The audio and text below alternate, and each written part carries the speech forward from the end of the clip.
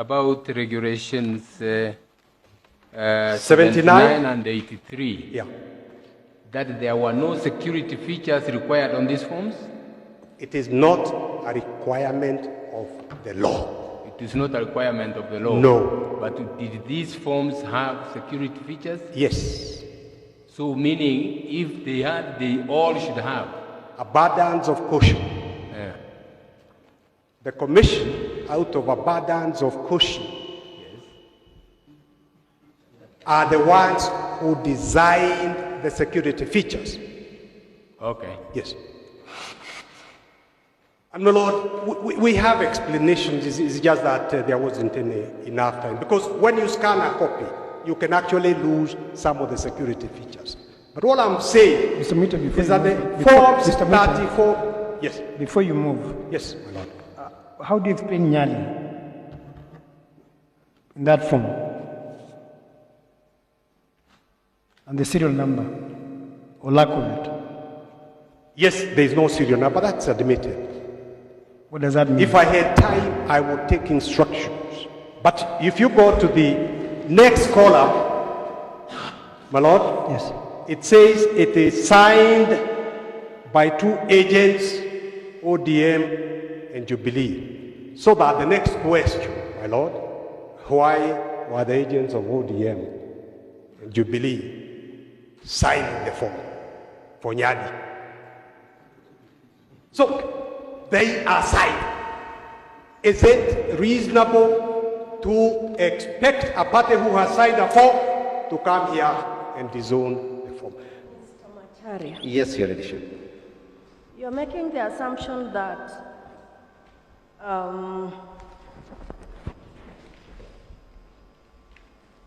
the voter votes for whatever candidate it is they want. Yes. And when putting, and that's an assumption. Yes. When putting their ballot box in their ballot papers in the box. Yes. For the candidate they have voted for. Yes. They would put all 6? No. That's the only way. Yes. A stray ballot would arise. A stray ballot is one. Yes. Which is put in the wrong box. Correct. So, even though it is correctly marked, yes, it is dropped in the wrong box. Correct. The question is this. Yes.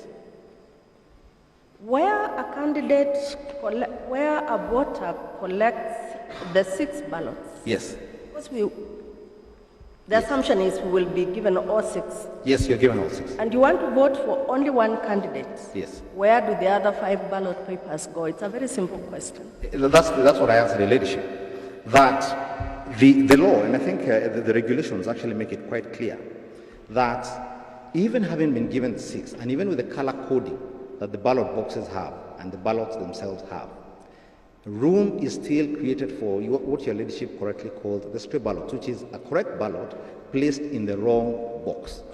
Now, when you look at the regulations and you decide to do a ruling, you will find that those stray ballots are kept in a separate envelope by themselves, according to the rules. Yes. Mr. Macharia? Yes, my lord. You are still not answering the question. Yes. You walk into a polling booth. Yes. You're given 6 ballot papers. Yes. So you decide, as you may decide, yes, that you'll only vote for a presidential candidate. Correct. That leaves you with 5. Yes. Those 5 yes, are not stray. No. They are unused. Yes. You've been given 6, yes, but you have elected to use only 1. Yes. That leaves you with 5. Yes. What we are asking, yes, where do those 5 go? How are they accounted for? It's a simple question. Oh, yes. They're not stray. No, they're not stray. They can only be stray if they have found themselves through in the wrong ballot box. And that's the point. Okay. So they're not stray. So you still remain with 5. Yes. Where do you put them? You carry them away? No, no, no, no, no. How are they accounted for? No, and that's the point I'm making. You vote. You vote for 1, and vote for the 2nd, and vote for the 3rd. You have 6. Yes.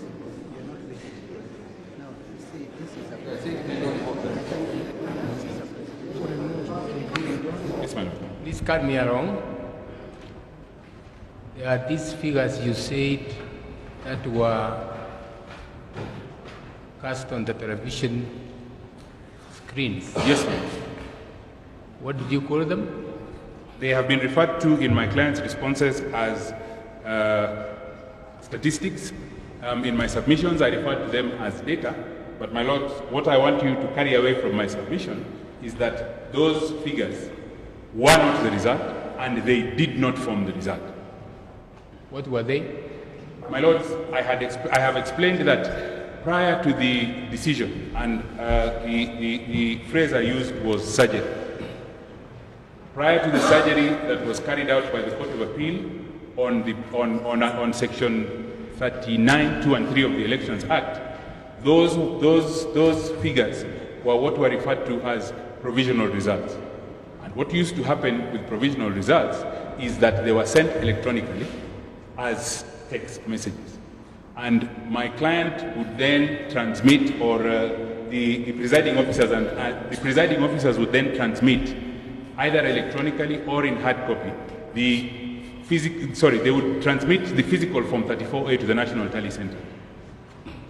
And the National Tally Center would then confirm, once they received the physical Form 34A, that the results that had been received electronically... So let's go to the polling station. Yes. You've completed Form 34A. Yes, ma'am. You've scanned it. Yes. The figures on Form 34A, you now manually enter them. Yes. Into the what? Into the KIMS kit. Yes. Yes, madam. What do you do with them? You send them simultaneously. Yeah.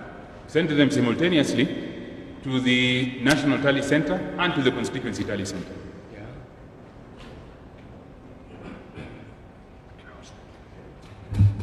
And then, at the Constituency Tally Center, the first collation of the results is done. And the first collation is then sent as Form 34B to the National Tally Center. At the National Tally Center, the Form 34Bs are tallied from the 291 constituencies and a result declared. So the ones which are entered manually are the ones which went to the screens? The ones which were entered manually, my lord, are the ones which went to the screens, yes. Okay. But they were not the result, and they were not the result because of the decision of the Court of Appeal in Civil Appeal number 105 of 2017. They were provisional results.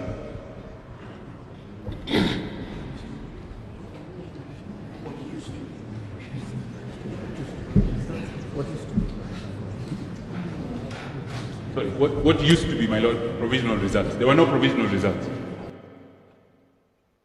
Our expert has instructed me that where it is indicated against the third respondent that there was no comment, that is incorrect. The correct position is that our representative was satisfied that the soft copy fulfilled the order.